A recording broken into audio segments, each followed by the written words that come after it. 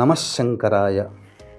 15వ తారీఖు ఫిబ్రవరి ఆదివారం మహాశివరాత్రి పర్వదినం సందర్భంగా మనం ముందటి వీడియోలో 4 కాలాల్లో ఈశ్వరునికి అభిషేకం చేయాలని చెప్పుకున్నాం.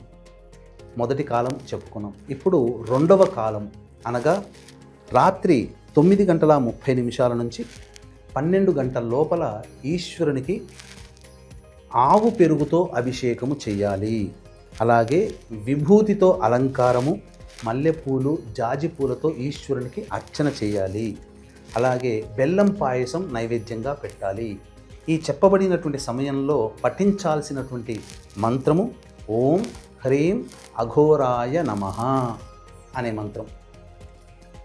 ఇక మహామహిమాన్విత కాశీక్షేత్రంలో మహాశివరాత్రి రోజున 15వ తారీఖు ప్రదోషకాల సమయంలో మీ యొక్క సంకల్పం నెరవేరడం కోసం రుద్రపారాయణాలు, రుద్రాభిషేకాదులు జరిపించడం జరుగుతుంది కాశీ విశ్వేశ్వరుని దేవాలయ ప్రాంగణ సమీపంలో. సాయంత్రం 15వ తారీఖు 6 గంటల లోపల స్క్రీన్పై కనిపిస్తున్న నెంబర్కి కాంటాక్ట్ చేసి మీ గోత్రనామాదులు నమోదు చేసుకోవచ్చు. అలాగే 17వ తారీఖు రోజున సూర్యగ్రహణం, మాఘ అమావాస్య, పంచగ్రహ కూటమి కూడా ఏర్పడుతుంది.